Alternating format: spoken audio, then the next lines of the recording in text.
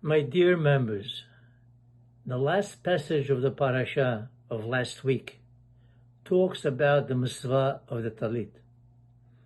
The Torah commands us to have wool fringes at the four corners of the talit, but only one of them should be dyed blue, made from the excretion of an animal called chilazon, which was available at the time of Moshe Rabbeinu.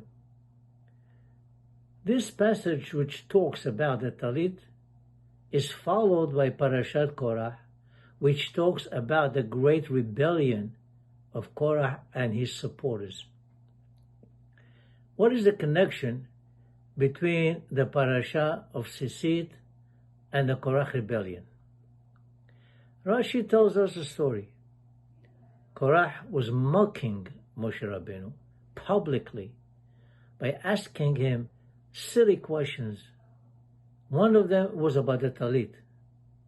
The question was like this: does a talit made completely of techelet require fringes of techelet? Moshe Rabbeinu answered, yes, that's the halakha. Korah replied, is this possible?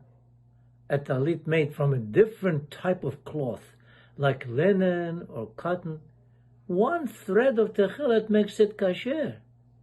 And this one, which is completely made from techelet, is not kasher? Korah's intention was to convince the people that the laws of Moshe Rabbeinu were not logical, that he made them up chas v'shalom, and therefore the appointment of Aaron as Kohen Gadol was without divine approval. He, Korah, should be the Kohen Gadol. Hachamim asked a question. Korah was a great man. He was a scholar. He was a wealthy man. He was wise. What drove him to start a rebellion and ask to depose Aaron and be appointed himself as the high priest? Before I answer this question, let's look at the significance of the talit in general. And at the same time, perhaps we can understand also how come there is a custom for a bride to offer a talit as a gift to her hatan before the wedding. Rabbi Obadiah ben Yaakov Sforno was an Italian great sage. He was a philosopher and a physician from the 16th century. He wrote a famous Perush, a commentary on the Chumash, which is widely read and highly respected by all rabbis. He said that the Sisit is Hotam Ha'avdut Shel Hashem. It's the seal of being a servant to HaKadosh Baruch Hu. We wear it all the time, and it identifies us as the servants of Hashem. Why? Because it reminds us of all the mitzvot, as it says in the passage of Sisit, Uritem oto uschartem et kol mitzvot Adonai. When we look at it, it reminds us of all the mitzvot.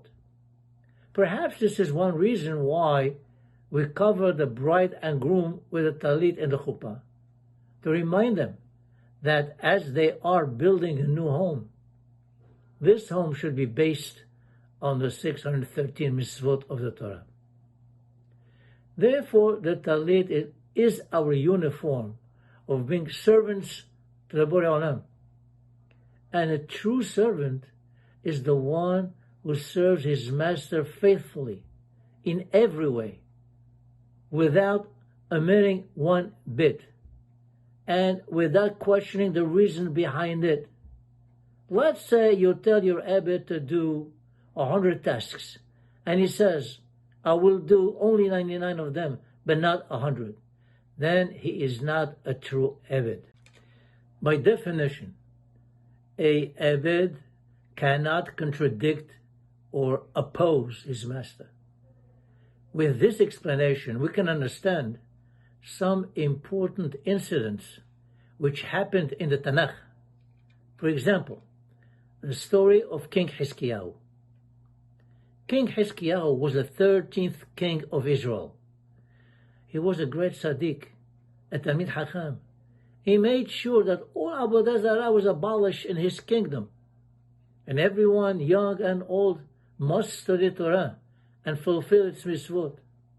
He was almost declared the Mashiach. However, the Navi relates that when he became ill, the prophet Ishaiah came to him and told him, "Set up your testament, because you will not recover from this sickness and you will die." "Why?" asked Hiskiyahu. "I was such a great king, and everyone in my kingdom is learning Torah Hashem." "Because you did not get married and have children. You did not fulfill the mitzvah of Pirya Berivya." The king answered, "But I saw Beruach HaKodesh, with the divine spirit, that my children would be Reshaim." To which the prophet Ishayahu answered, "This is not your concern. This is Hashem's concern. You have an obligation to fulfill the mitzvah Pirya Berivya, and you chose to ignore it." Subsequently, the Navi tells us Hiskiyahu prayed fervently to Hashem, and his life was extended another 15 years. He did get married, and he was right. His son Menashe was a big Rasha.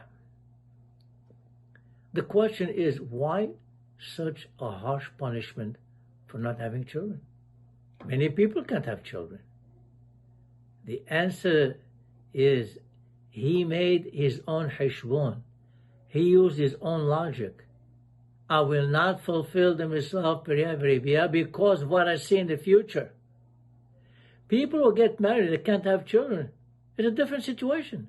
They tried, and Hashem didn't give them children. In this case, it's not the same. He chose to ignore a mitzvah. We are all servants of Hashem. We are all avadim of Hashem. We must attempt to fulfill all mitzvot without exception, just like a regular Abed must fulfill all tasks imposed by his master. We cannot use our own heshbon or logic to avoid the mitzvah. Actually, the same thing happened with Shlomo HaMelech. The Torah prohibits the king from having too many wives. King Solomon was the wisest of all mankind. And he made a heshbon. He said to himself, being that I am such a wise man, I will marry lots and lots of women, and I wouldn't have any problem. That was a big mistake, because towards the end of his life, his wife did influence him in the wrong direction, unfortunately. Just as the Torah says, King Solomon made his own heshbon, not listen to Hashem's command, and he failed. Hashem gave us the mitzvot. We are his servants. Our mission is to fulfill those mitzvot, not to use our judgment and change them to suit our liking. This is also what happened to Kora'h. Kora'h was first cousin with Aaron HaKohen. They had the same grandfather, Kehat, son of Levi. He said to himself, I'm from the same lineage as Aaron. I have the same prestige as him, and I am highly respected, but I have something over him. Aaron made a mistake. He agreed to build the Avodah Zarah, the Egel HaZahav, the golden calf. I didn't. Therefore, I have more merit, and I should be the Kohen Gadol. What he did not realize was that the Borei Olam appointed Aaron, and once Hashem commands something, questioning his judgment would be a sacrilege. Come to think of it, we have a similar situation with Adam HaRishon. Hashem placed him and his wife Chava in Gan Eden, where they had everything they needed. Nothing was missing. except one command: not to eat from the Etz Hadat, the tree of knowledge. Adam HaRishon, with some push from his wife, ate from it and disobeyed Hashem. Why? He used his own logic. How? You see, Adam HaRishon was created with only Yetzirah Tov, no Yetzirah Hara. Everything he did was without any thinking, much like a robot who does exactly what his builder designed it for. So he reasoned like this: right now, I do things blindly.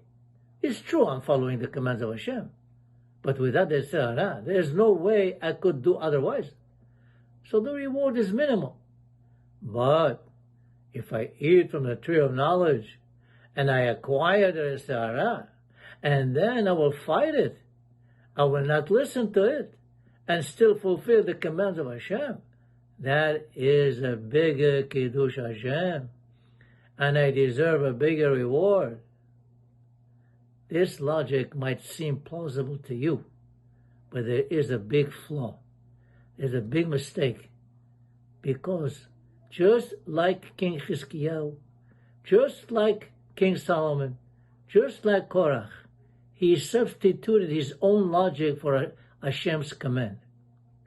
He thinks he knows better than the Borei Olam, Chas v'Shalom. We are commanded to follow the precepts of the Torah and not to change them as we please, even if we think it's for the better, because no one can be better than the Creator himself. Now we can understand the significance of a bride sending a talit or hatan before the wedding. Perhaps the bride is sending a message to her hatan. You see, my dear hatan, Hava tempted her husband Adam HaRishon to eat, and he made heshbonot, used his own logic, and at the end, he sinned and was thrown out of Gan Eden. I am different. I'm sending you a talit which is the opposite of using logic. The talit, as the Sforno said, symbolizes the true Eved, so that in our new home we will behave like true servants of Hashem. Perhaps the bride sends a talit to hint to the groom, we are not going to be like Adam HaRishon, who used logic and ended up to be a sinner. We are going to build a home as per the principle of the Sisit, which symbolizes Abdut, to do the mitzvot with no logic, just as Hashem told us to do. Let me add something important. Our Hachamim are not against understanding the reason behind our mitzvot. We can pursue that course of action. In fact, the Chinuch goes through all the mitzvot and attempts to give some reasoning behind each one of them. The important thing is not to do a mitzvah because you understand the reason behind it. We do the mitzvot because Hashem commanded us to do so, regardless of whether we understand the reason or not. This will ensure that we will strive to fulfill all mitzvot as a true servant to his master. And Be'ezrat Hashem, this will lead us to the speedy coming of our Mashiach Tzidkenu. Amen.